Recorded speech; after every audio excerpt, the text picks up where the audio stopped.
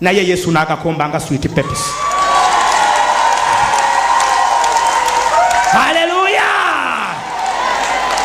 Mukama waffe yeebazibwe. Haleluya! N'amala ennaku meka talya tanywa talaba. Abantu boogedde ebigambo Yesu agenda kwateekako super ggulu ku mimwa. Baligenda okwogera nga bakumba ngalo bakuba ngalo ku mbaga yo ta. Lilian Asera okuva mu kitongole eky'amakomera asiimye Omulabirizi David Livingstone Kiganda olw'okubawa omwaganyo okuweereza Katonda n'asaba abantu naddala abavubuka okwewala okukakanyala nga bazizza emisango. Fenga abantu tuyina amalala. We as people we have pride. Saawudde munafa abalokole tuyina amalala. Even we born again Christians we have. Tumanyi n'okubuuza do you know me? We can even ask omanyinyo.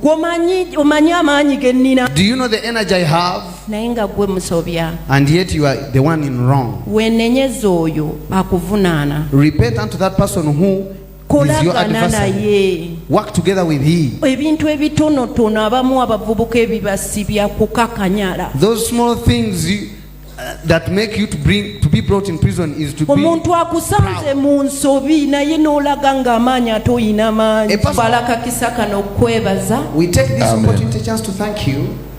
Bayibuli yatugamba nti mu Yeremiya essula 3:15 Jeremiah 3:15 says nti ndibawa abasumba ng'omutima gwange bwe gwagala. That I will give you. Era Mukama yatuwa omusumba. And God gave us a shepherd. Dr. Kiganda. Tweyanziza nnyo twaniriza mu kifo kino. Amen. Bishop Dr. David Kiganda akulira kanisa ya CFC asabye abasirikale bano okwongerayo enjiri n'ey'obulokozi mu basirikale bannaabwe abalala nabo bennyini n'abakuutira okunywerera ku Katonda oyo yasobola okubalokola. Ekizikiza n'ekitangaala. And the darkness turns into light. Era musigale nga mukola Katonda kye yabayita okukola. Keep on doing what God called you to do. Muliyo lwa nsonga. You are there for a reason. Katonda abataddeyo ng'ensigo. God has planted you as a seed. Era mutegere mission yenene gye mulina. Understand your great mission that you have in that place. Abali mu prison temuwummula paka abasirikale ba prison bonna nga balokose mu linnya lya Yesu. Don't rest not until all soldiers get saved.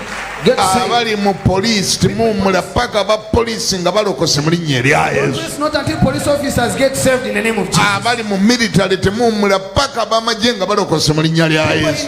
Don't rest not until all military soldiers get saved in the name of Jesus. Muli eyo nga muli ku mission. You are on a mission. Era Katonda ababanja abantu abo. And God is in the debt of you about those people. Era mugutwalire ddala nga mulimo. Take it as an assignment. Era maaso ga Katonda agenda babanja okuwa accountability opportunity gye yabawa okubanga gye muli eyo bagenda kubabuuza bameka bwe wabuulira enjiri mu magye abasobola okulokoka. Abasabye okuba abalwanyi namige nga Katonda bw'ayogera. Bwena tubuyitamu nga tulwana. The life of salvation we pass through it when fighting. Kubanga Katonda ffe kyatusuubiramu oteekwa kuba mulwanyi. That's what God expects of us. Put on the whole armor of God. Bible kyevegamba nti yambala byonna ebyambalo ebyokulwanyisa eby'obwa Katonda. Katonda akusuubira kuba mulwanyi. God expects you to be a fighter. Gamba nti omulwanyi. Remember that a fighter. Bano ba Paulo baali bava wano ku nsinga amaliriza kyava akugamba nwanye okulwana okulungi. Abamu ku bakuumaddembe betwogeddeko nabo okuli Kano Kabanda Moses, Captain Mubiru ne Sergeant Bukenya basiimye obuweereza obwa Christianity Focus Center olw'omukisa gwe babawadde okuweereza Katonda. Ngaki takirabangako kino alaba bali bakumbeko naye kino abajasa bajjudde omwoyo abepolisi abajjudde omwoyo abaprison bajjudde omwoyo takirabangako ne Ssaabasajja Muwenda Mutebi. Ekkanisa esinga tezikirabangako naye omuganda gandi sikirabanga yamala akiraba. Olwaleero genda kulaba obulungi bwa Mukama. Nga buli lwe nkutunuulira bwe nti ndaba mufu. Ate njogera mazima. Nalukuka nga bwe nkutunuulira bwe nti ndaba nga mu ddakiika eddako afa. Mukama Bishop weebale kumbulira njiri. Kati ndaba balamu. Naye bano bonna ate namba esinga abasumba mwanika. Sebugen Joseph yakusakidde eggulire lino ku KTV Amalindire. webale nnyo Ssebugenyi.